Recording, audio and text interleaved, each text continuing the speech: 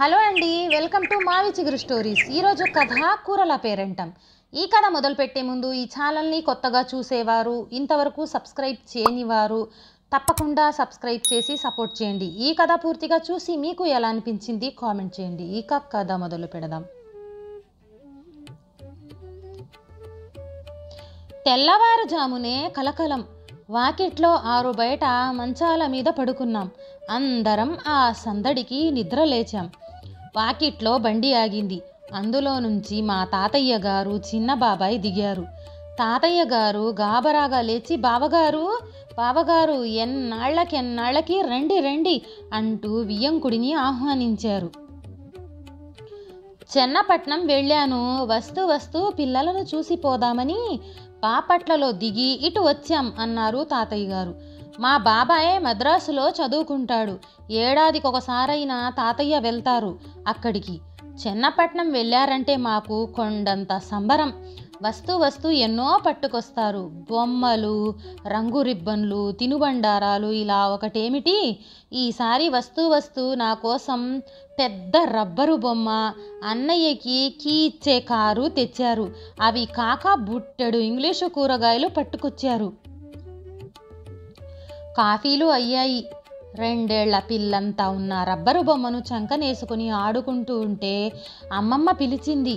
మీ తాతయ్య గారు ఇంగ్లీషు కూరగాయలు తెచ్చారు, నువ్వు వెళ్ళి మనకు తెలిసిన 4 ఇళ్ళకి వెళ్ళి చెప్పి రాపో, వచ్చి చూసిపోతారు, లేకపోతే ఆనక తెలిస్తే నిష్ఠూరాలు ఆడతారు అంది.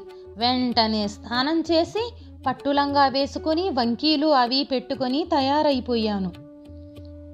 ఎన్నింటికి రమ్మని చెప్పను, కుంకుమ భరణి తీసుకువెళ్ళనా అని అడిగాను. ఏమిటా హడాహుడి, ఎక్కడికి ప్రయాణం అంది అమ్మ. విషయం చెప్పాను. ఏమిటే ఇదంతా, ఏమిటే వేసవి కాలం, కూరలు దొరకని మావయ్య గారు కూరలు పట్టకొస్తే ఇంత హడాహుడి చెయ్యాలా అంది అమ్మ. చెయ్యక రాక ఇంగ్లీషు కూరగాయలు వస్తే గుట్టుగా కూర వండుకొని తినేస్తామా ఏంటి? వెనక కుంభకోణం. ఇడ్లీ పాత్ర తెప్పించుకొని చూపించలేదనే నిష్ఠూరాలు ఆడారు. ఏమ్మా మాకు చూపిస్తే ఎత్తుకుపోతామా ఏంటి అన్నారు. నీకేం తెలియదులే, నువ్వు ఊరుకో అని అమ్మను కసిరేసి, కుంకుమ భరణి అక్కర్లేదులే, ఊరికే చెప్పిరా, 4 గంటలకి రమ్మను అని నాకు చెప్పింది. వెంటనే బయలుదేరాను. పేరంటం అనగానే ఒక వరుస క్రమంలో పిలిచేయటం అలవాటు. వెంకటప్పయ్య తాతయ్య గారిల్లు, బుల్లయ్య గారిల్లు, శాస్త్రులు గారిల్లు, ఇలా వరుసగా వెళ్ళి చెప్పేశాను. అమ్మో ఇంగ్లీషు కూరలే, వస్తాం అన్నారు అందరూ. ఇంటికొచ్చి కూరలన్నీ ఒక తడి గోనెపట్ట మీద పరిచి ఇంకో తడి గోనెపట్ట కప్పి మధ్యలో నీళ్లు జల్లుతూ అమ్మమ్మకి సహాయం చేశాను. అరుగు మీద నీడ రాగానే కూరలన్నీ వరుసగా పేర్చాము. ఇదిగో నువ్వు మీ అమ్మ అందుబాటులో ఉండండి, ఈ కూరల పేర్లేవి నాకు నోరు తిరిగి ఏడవ్వు అంది ముందు జాగ్రత్తగా. సరిగ్గా ఆ టైముకే మనుషుల రాక మొదలయ్యింది. చక్కగా తలలు దువ్వుకొని జరీ చీరలు కట్టుకొని వచ్చారు. అరుగు మీదున్న కూరలన్నీ చూశారు.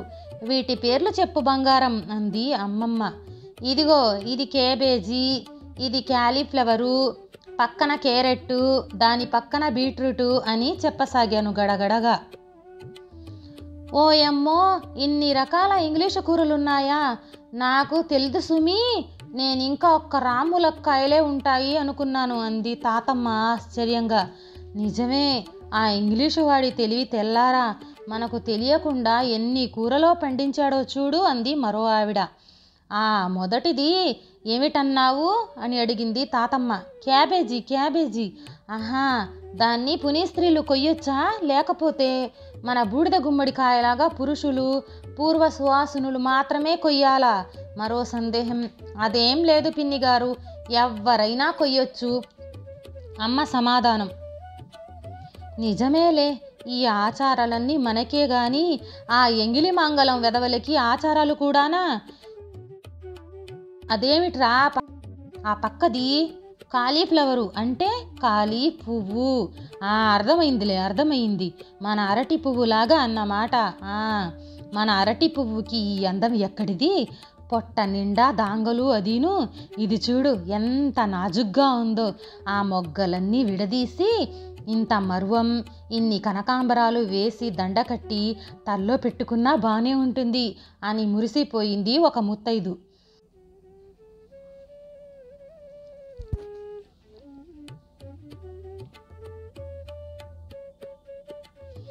క్యారెట్ చూసి అందరూ ముచ్చట పడిపోయారు. ఆ రంగు చూడు, అటు పండిన దొండపండుకి తక్కువగా, తరిగిన కందకు ఎక్కువగా కళకళ్ళాడిపోతుంది. ఆ రంగునకు ఆకుపచ్చ కొండలంచు ఉన్న పట్టుచీర కట్టుకుంటే ఎంత బాగుంటుంది అంది జయమ్మ మా అమ్మ. బీట్రూట్ మాత్రం ఎవ్వరికీ నచ్చలేదు. ఛీ, శాకాహారంలా లేనే లేదు, ఇదేం పీడాకారం అనుకున్నారు. నువ్వు 1,00,000 చెప్పు, ఆ తెల్ల వెధవలు ఉత్తి అవకతవక వెధవలు. లేకపోతే లక్షణంగా నోర్లు తిరిగే పేర్లు కాకరకాయ, బెండకాయ, బీరకాయ అని పెట్టుకోక ఇట్లాంటి పిచ్చి పేర్లు పెట్టారేంటి? 10 సార్లు విన్నా అంతు పట్టడం లేదు అంది తాతమ్మ. నిజమే పిన్ని, నిజమే. పాపం ఆ దొరల ఇల్లాళ్ళు ఎలా నోరు తిరగని కూరలు ఎట్లా కొనుక్కుంటున్నారో, ఎట్లా వండుకొని తింటున్నారో అంది శ్రీలక్ష్మి అత్తయ్య. నిజమే పాపం. మన అదృష్టం కొద్దీ పెద్దలంతా ఏకమై వాళ్లను వెళ్ళగొట్టి స్వతంత్రం తెచ్చారు కాబట్టి సరిపోయింది. లేకపోతే ఇంకా విజృంభించి అన్నీ ఇంగ్లీషు కూరలే పండిస్తే అన్యాయమైపోయేవాళ్ళం అంది తాతమ్మ. కాదు మరి, మన పిచ్చి మొద్దు వెంకటమ్మ మన కూరల పేర్లే నోరు తిరగక వెంగాయి, బెండకాయి అంటూ ఉంటుంది. ఇక ఇంగ్లీషు కూరలమ్మంటే గుడ్లు తేలేసేది అంది అత్తమ్మ. మీ ఇంగ్లీషు కూరలు భేషుగ్గా ఉన్నాయి. మరి తింటే పైత్యమో చైత్యమో చేస్తుందేమో, జాగ్రత్త. ఎందుకైనా మంచిది ఆచారిని పిలిపించి కాస్త మందు దగ్గరుంచుకొని మరీ తినండి అని చెప్పి వెళ్ళిపోయారు. ఈ కథ నచ్చితే లైక్, షేర్ చేసి తప్పకుండా సబ్స్క్రైబ్ చేయండి.